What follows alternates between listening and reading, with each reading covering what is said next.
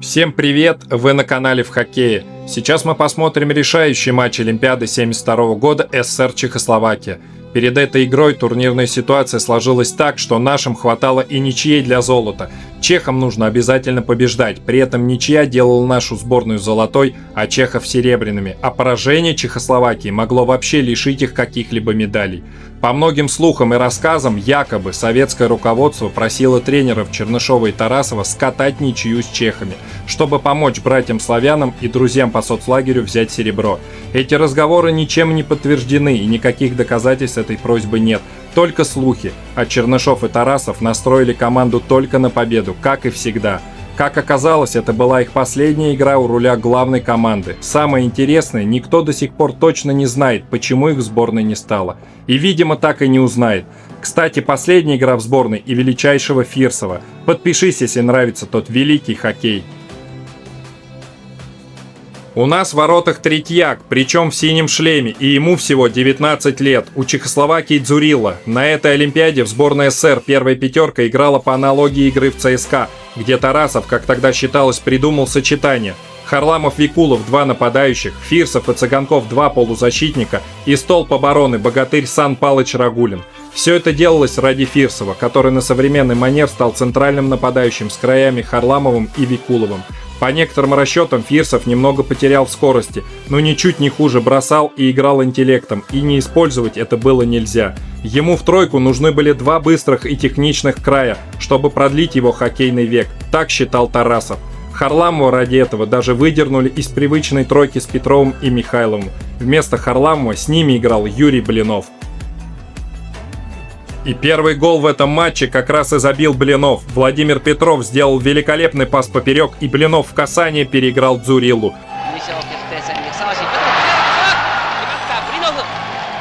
Гол очень похож на гол того же Блинова в Суперсерии 72 в четвертом матче в Ванкувере. Там также отдал пас Петров. На 14-й минуте, после того, как Блинов и Петров хорошо поборолись за шайбу, Борис Петрович Михайлов между ног второй раз пробил великолепного вратаря того времени Влада Дзуриллу. То есть Блинов уже в первом периоде заработал 1+1.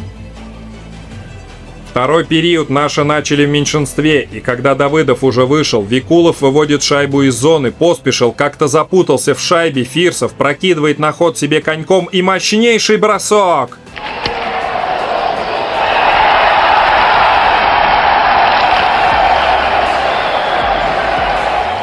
3-0. Очень курьезная шайба. Дзурилла отбил, но шайба взмыла вверх, и Дзурилла ее не видел, а она парашютиком залетела в ворота. Но каков Фирсов, просто коршуном налетел на свободную шайбу. Михайлов разгоняется из своей зоны. Пас Блинов. Вновь Михайлову. Какая комбинация, и Петров забивай! После этого в воротах Чехословакии вместо Дзуриллы появляется Холичек, причем у Дзуриллы синие шорты, а у Холичека красные. Дзуриллу заменили почему-то не сразу после гола Фирсова, а спустя пару минут. Обратите внимание, борта прозрачные, и сколько места за воротами. Сразу после смены вратаря Кохта перехватывает пас Цыганкова, едет за ворота, пас на пятак, и какой момент фарда! Блинов теряет шайбу в середине, Мартинец идет по краю, и Петров очень жестко его встречает. Но Мартинец отобрал шайбу, пас Глинка, Богуслав Частный, бросок! Чехи в большинстве, и опять, как только с удаленных выходит Ромишевский, Кохта на скорости объезжает все на свете, пас, фарда, бросок! Третье сочетание у нас Якушев, Мишаков, Мальцев. Мишаков центральный, перехват, Мальцев летит на всех парах вперед, смещается в центр, бросок опасный, Мишаков подбирает, разворачивается и еще бросок с кистей.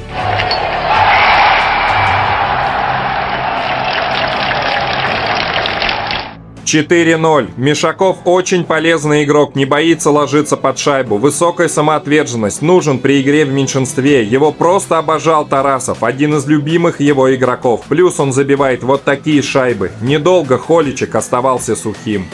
Тут же Харламов подбирает шайбу в своей зоне, обыгрывает одного, на высочайшей скорости проскакивает между двух, еще одного обыграл, бросок!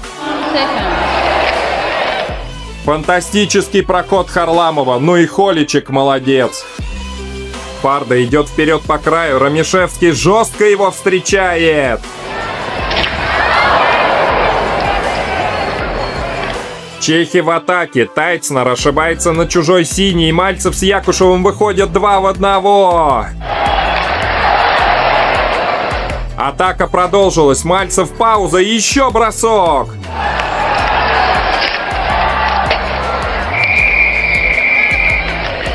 Чехи с шайбой, Махач, отличный пас, Фарда оставляет Черный, опасно! Фарда с шайбой, Махач подключается, идет за ворота и пас на пятак, опасно! В ответку Викулов стянул на себя троих, оставляет Харламову, какой момент! Минута 21 до конца второго. Именно Тарасов в свитере дает указания игрокам, не Чернышов. Может быть, потому что все игроки на льду из ЦСКА? Не знаю. Вбрасывание будет у нас. И тут же вбрасывание в нашей зоне. Глинка выигрывает, Богуслав Счастный бросает и Мартинец добивание. 4-1. Владимир Мартинец размочил счет в этой игре. Где были наши защитники, здесь не очень понятно. В начале третьего периода на волне успеха чехи продолжили атаковать, и капитан Черный, пас Фарда, бросает штанга и добивание Черный. 4-2. Не лучшее начало третьего периода наших, а для чехов появился шанс, хоть и мизерный, ведь им нужна только победа. Но наши не отсиживались в обороне. Очередная атака, и Якушев с разворота отдает передачу, а Мишаков один-одинешенек.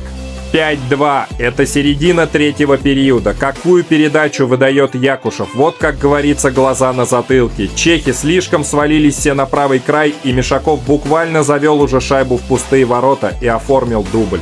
Это звено еще и закрыло полностью главную тройку чехов, братья Холик и Недоманский. Команды поменялись воротами в третьем периоде, и Поспешил перехватывает передачу Цыганкова, и сам Цыганков исправился.